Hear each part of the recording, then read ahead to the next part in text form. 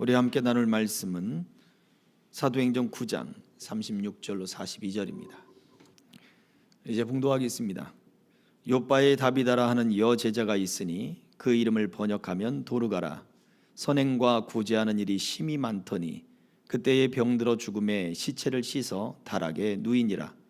룻다가 요바에서 가까운지라 제자들이 베드로가 거기 있음을 듣고 두 사람을 보내어 지체 말고 와 달라고 간청하여 베드로가 일어나 그들과 함께 가서 이르매 그들이 데리고 다락방에 올라가니 모든 과부가 베드로 곁에 서서 울며 도르가가 그들과 함께 있을 때에 지은 속옷과 겉옷을 다 내보이거늘 베드로가 사람을 다 내보내고 무릎을 꿇고 기도하고 돌이켜 시체를 향하여 이르되 다비다야 일어나라 하니 그가 눈을 떠 베드로를 보고 일어나 앉는지라.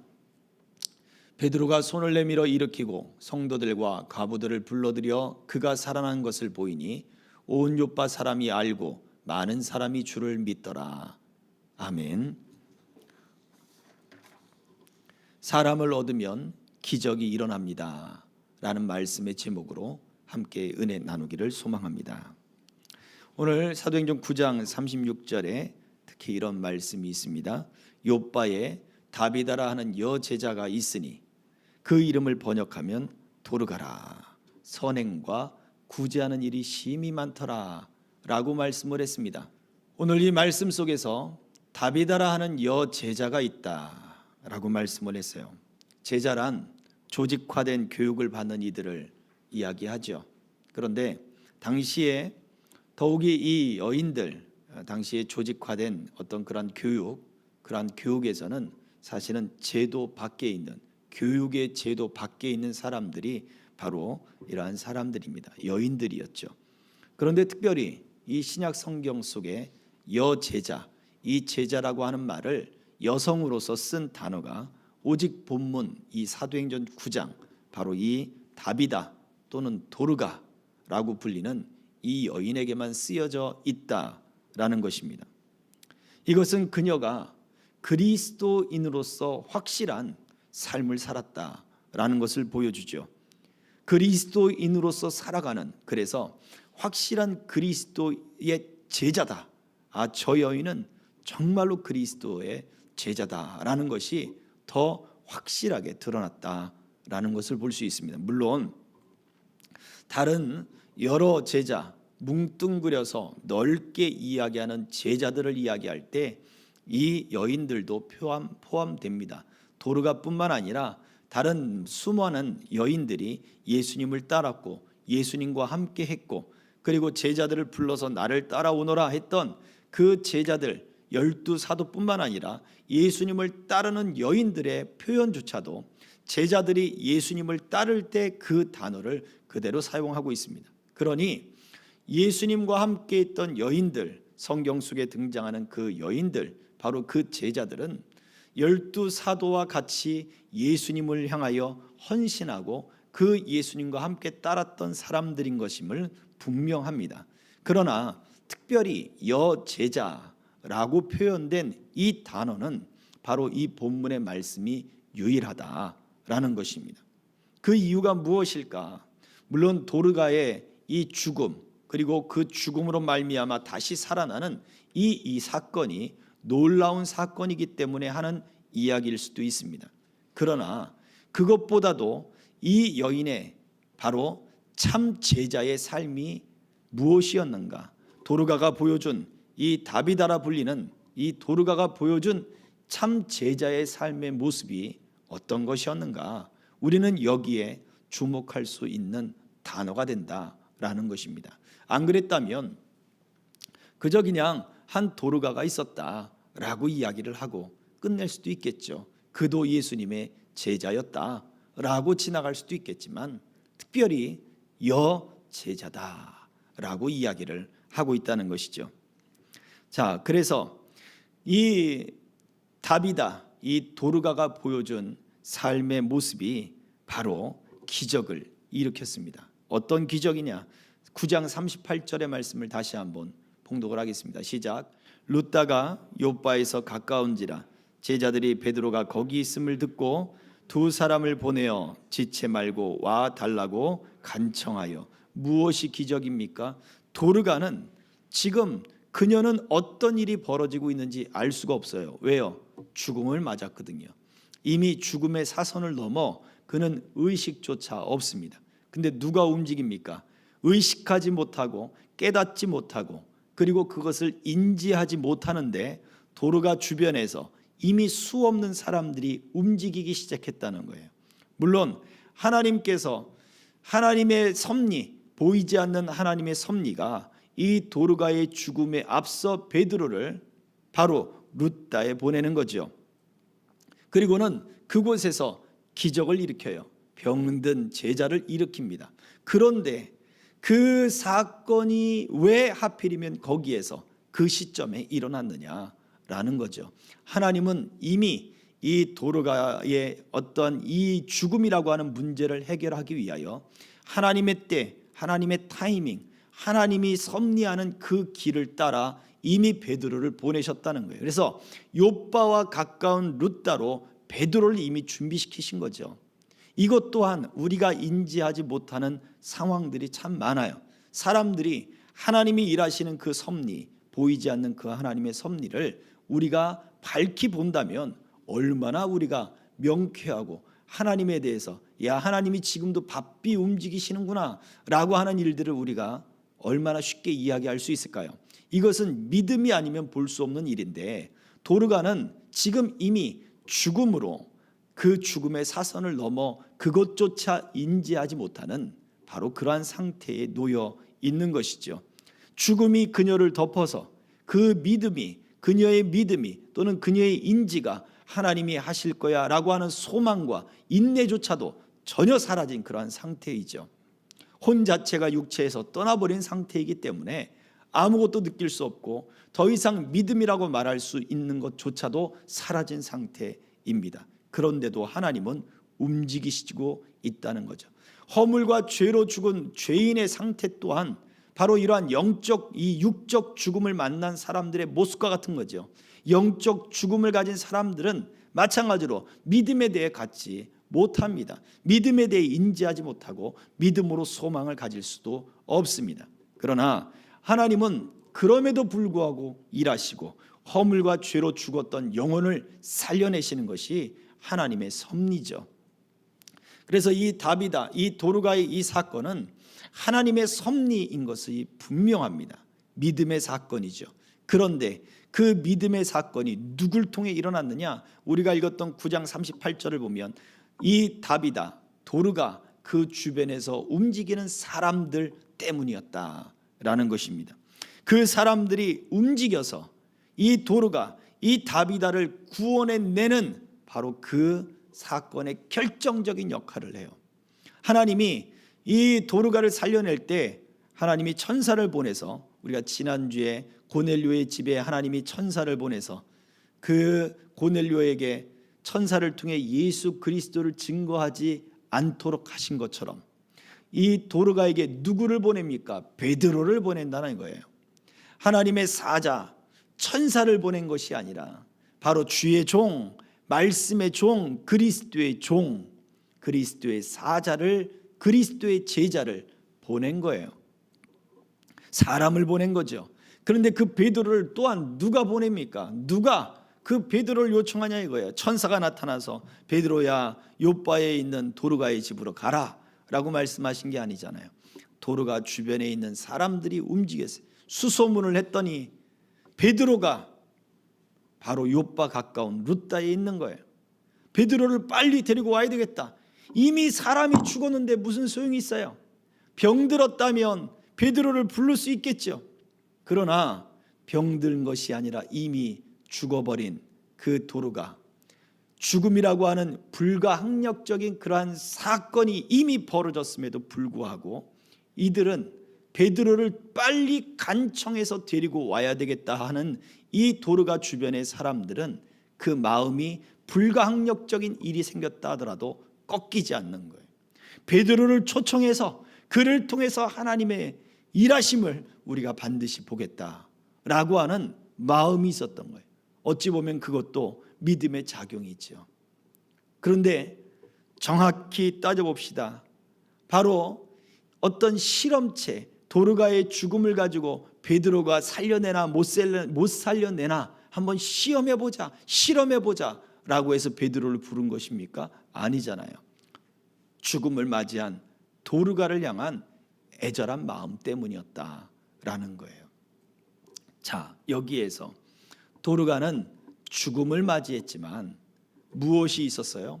그의 주변에 사람들을 얻었다라는 거예요.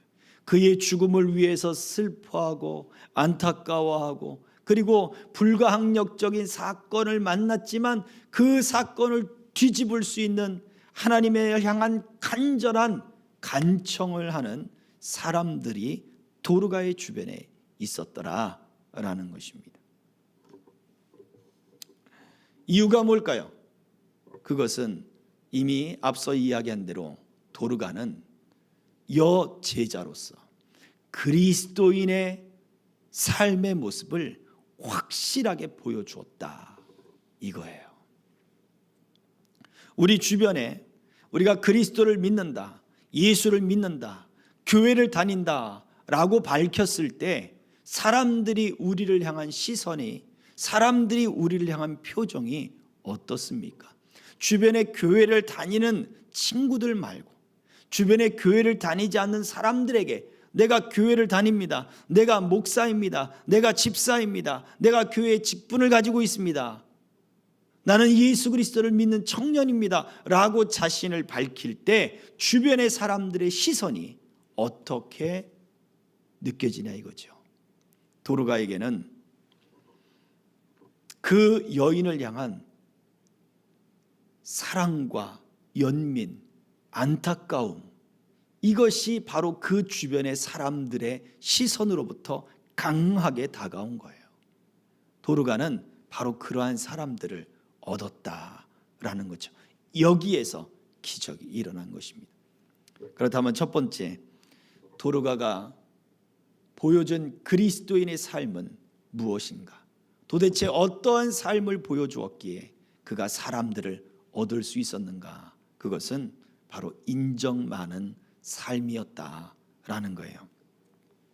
39절의 말씀을 다시 한번 보도록 하죠. 시작.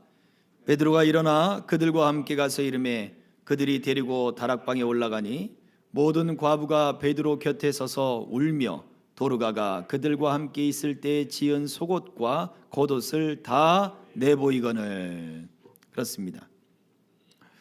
이 과부들이 다 그리스도인 과부들인지는 모르겠습니다. 그러나 모든 사람들 중에 믿지 않는 사람들도 분명히 있었을 것이다 생각이 되어져요.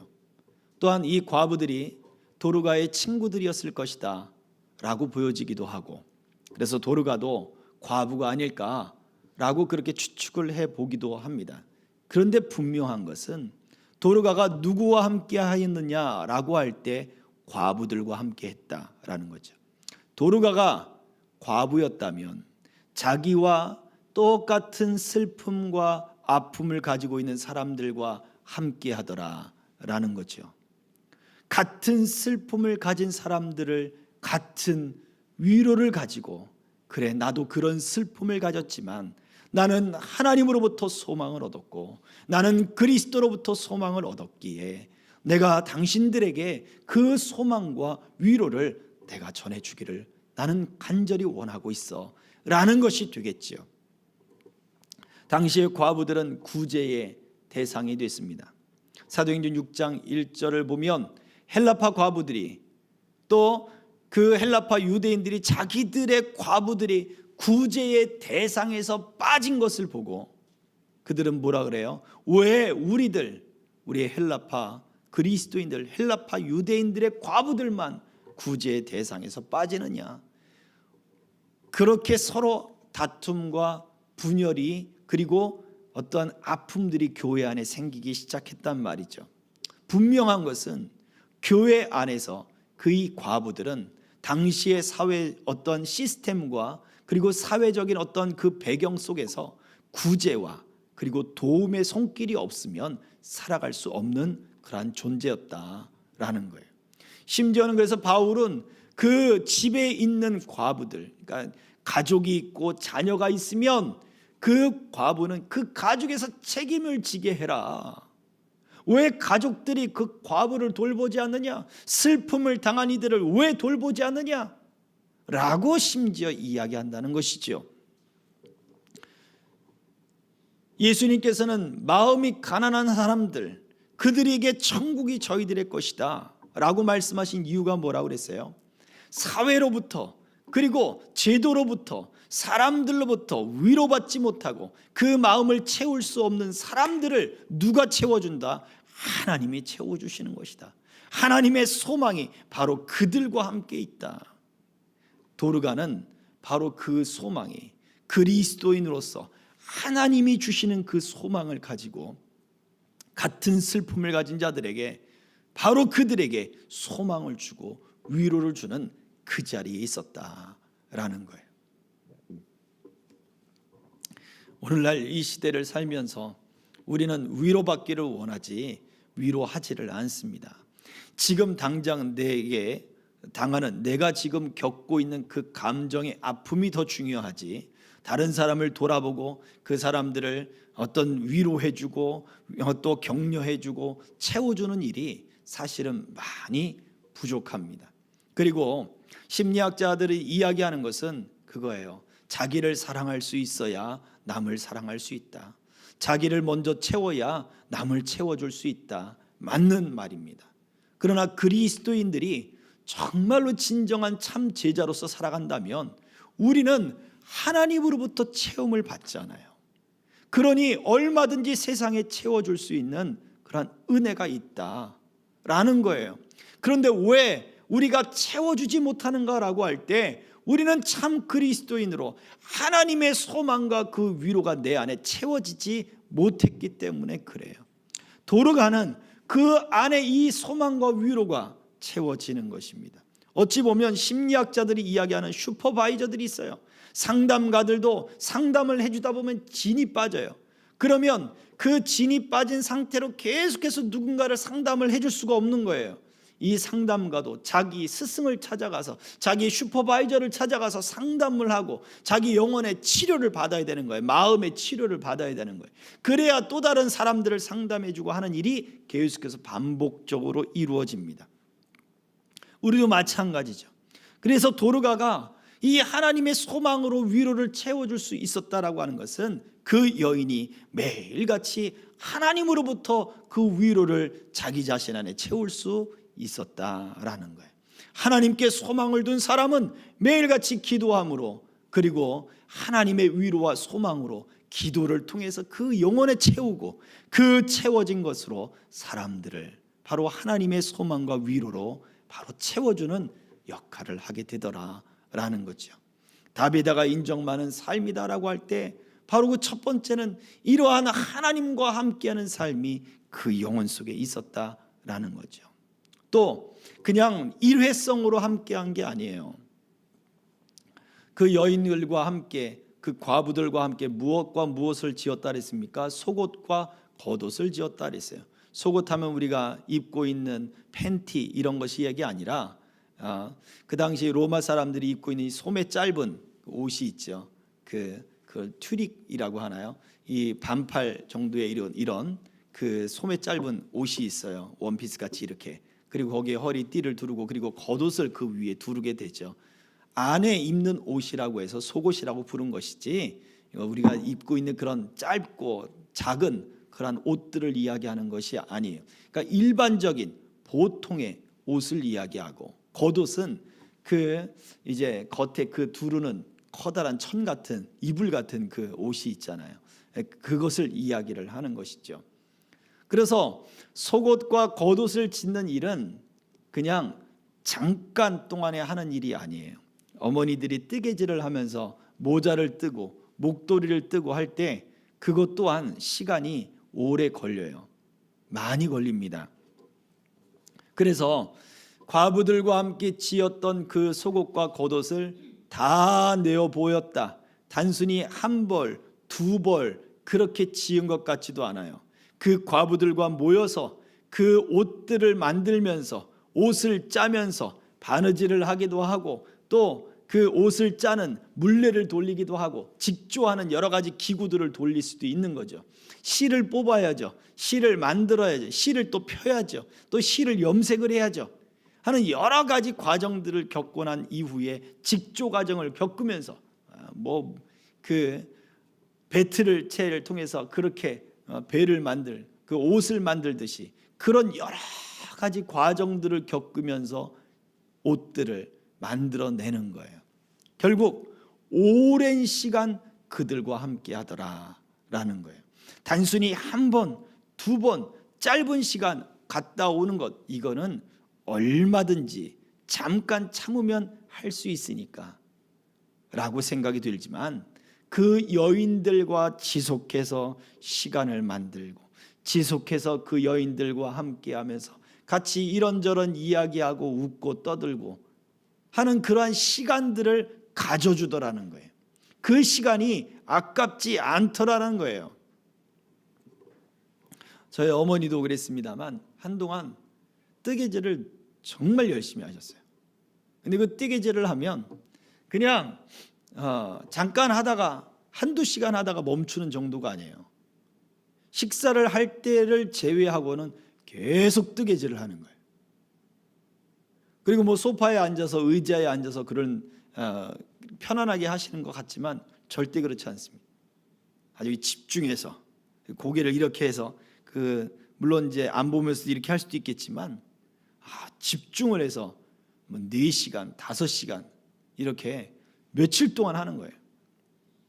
심지어는요, 지금 요즘에도 있는지 모르겠습니다만 아마 어디 가면 있겠죠. 근데 한동안은 그 동네마다 뜨개방이라고 하는 그런 집들이 유행이었어요. 가면 선생님한테 또 배워요. 그리고 그 스타일을 배우고 또 심지어 저희 어머니가 뜨셨던 것은 지퍼 달린 집업 뭐랄까요? 아무튼 겉옷인데 엄청난 양의 실과 더불어서 그것들을 또 기계로 또 피고 아무튼 그래가지고 옷을 만들어 주시고, 심지어 저희 집사람에게는 원피스를 드레스 같이 하얀색으로 쫙 떠가지고, 근데 그것도 저희 집사람만 주신 게 아니에요. 또 다른 그 사모에게도, 지금 목사가 된 그 사모에게도 그리고 한 벌을 또 딱 떠서 주시고 한 서너 번은 뜬 것 같아요. 근데 그거를 뜨개방 가서 배우면서 거기 사람들을 만나면서 거기에서 그냥 아침부터 저녁까지 가 계시는 거죠. 그런 곳에 가서 무엇을 합니까? 사람을 만나는 거예요. 거기에서 사람과 만나며 서로 자기들의 뜨개질 솜씨를 자랑하기도 하고 새로운 스킬을 배우기도 하지만, 사람을 만나고 시간을 쓰고 그리고 그 뜨개질을 해서 그것을 옷을 만들 그 사람을 생상하며 그 사람의 체형을 상상하며 옷을 만들고, 그리고 그것을 받을 사람이 얼마나 기뻐할까를 상상하며 에너지를 쏟는 거죠. 이 과부들과 함께 옷을 짓는 이 다비다의 모습은 단순히 그저 한 번, 두 번이 아니라 오랜 시간을 들여도 그것이 그냥 아깝지 않은 거예요. 심지어 옷을 만드는 일은 많은 돈이 듭니다. 집업 티같이 이렇게 짠 그것만 해도, 실값만 해도 몇십만 원이더라고요. 나중에 알고 보니까. 아니, 그 수 없는 돈을 그냥 들이시는 거예요. 아깝지 않은 거예요. 또 어르신 목사님 떠다 주시겠다고 그걸 또 떠서 또 주시기도 하고, 아깝지 않은 거예요. 당신이 용돈 받은 거, 자녀들에게 용돈 받고 아르바이트해서 받은 거 가지고 다 실을 사가지고, 요즘에 연세가 드셔서 그걸 못해요. 그런데 한동안 수년간 그걸 또 하시더라고요. 과부들과 함께 다비다가 옷을 지은 것은 그냥 하는 일이 아닙니다. 돈이 드는 일이에요. 그걸 가지고 옷을 지어서 나누고 사람들을 주고, 그러니 그 옷을 들고 과부들이 다 와서 베드로에게 보여주는 거예요. 보십시오, 이것도 다비다가 있을 때 함께 지은 옷입니다.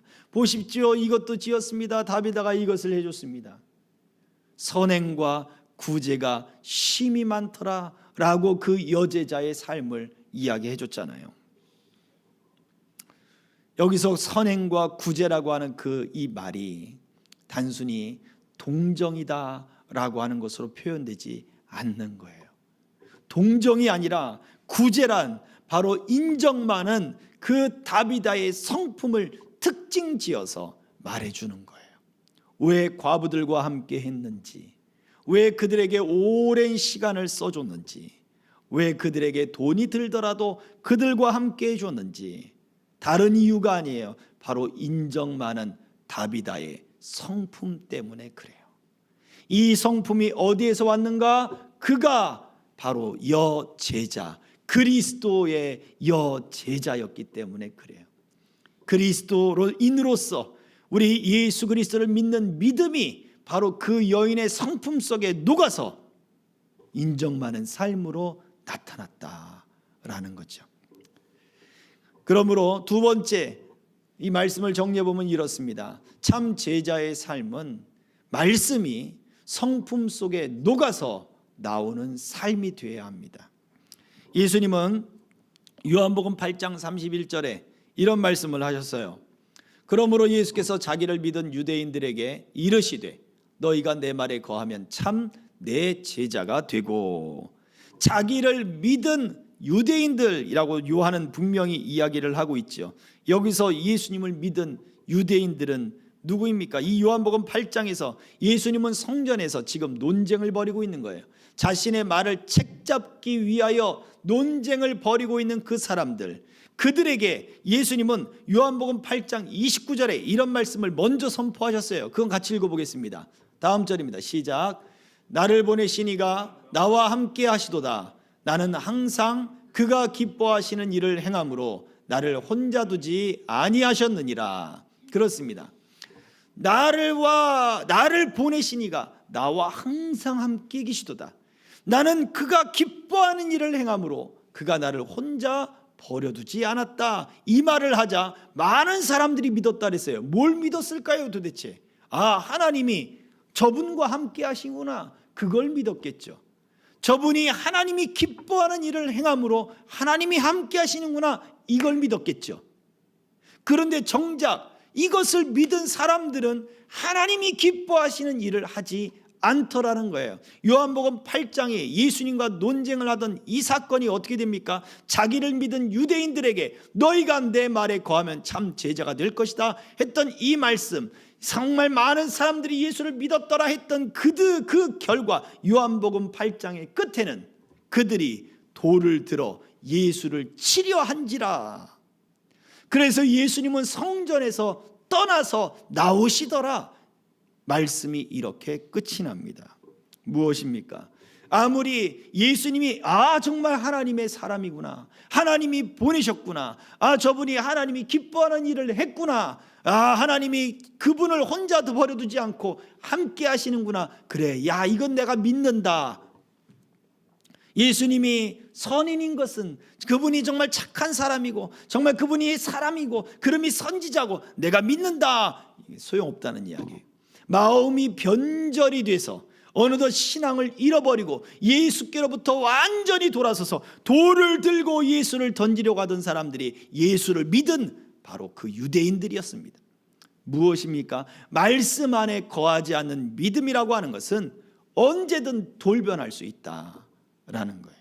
왜 그리스도인들이 인정 많은 삶을 살아야 되는가? 그건 가식이 아니란 말이에요. 그리스도인들이 왜 인정 많은 삶을 살아야 되는가? 말씀 안에 집을 짓고 살면, 거한다는 게 집을 짓는다는 얘기잖아요. 집 거자가 되니까. 그 말씀 안에 집을 지어서 우리가 그렇게 말씀 안에 살면 인정 많은 사람이 되어진다라는 거예요. 말씀이 우리의 성품에 녹아들고 말씀이 우리 삶 속에 녹아들면 인정 많은 삶은 당연히 필수적으로 그리스도인들에게 나타나는 것이다. 예수님은 그 말씀의 비유 속에 이런 말씀도 하셨어요. 누가복음 10장 36절입니다. 다 같이. 내 생각에는 이 세 사람 중에 누가 강도 만난 자의 이웃이 되겠느냐? 선한 사마리아인의 비유죠. 강도 맞는 사람의 이웃이 누구냐라고 예수님이 묻고 있어요. 제사장이냐? 레위인이냐? 사마리아인이냐? 누굽니까?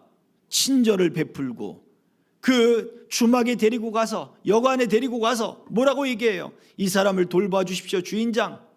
내가 다시 돌아와서 돈이 더 들었으면 내가 그 돈까지 갚아주겠습니다. 사마리아인은 유대인과 상종하지 않아요. 유대인들은 사마리아를 경멸하고 멸시하는 사람이에요. 그러다 보니 사마리아를 피해서 여리고로 내려가서, 계곡을 따라 여리고를 내려가서 삥 둘러서 갈릴리로 간단 말이에요. 이 사람도 예루살렘에서 내려가서 계곡길로 내려가서 사마리아를 피하기 위해 그 길로 내려가서 갈릴리로 가려고 했던 사람으로 보여지는 거지요. 그런데 사마리아인이 강도 만난 사람을 발견했어요. 그 길에서 우연히. 야, 우리 사마리아를 피해서, 사마리아인을 피해서 딴 길로 가다가 강도 만났구만. 꼴 좋네. 이렇게 얼마든지 생각할 수 있는 것이 세상의 논리 아닙니까? 그런데 사마리아는 그러지 않았다고요. 돈을 들여서 여관방에 데려가서 그를 씻기고 그의 상처에 기름을 부으면서 치료해 줬고, 더 들면 내가 주겠다. 왜요? 사람이잖아. 사람을 살려야죠. 인정 많은 삶이 되어야 되잖아요.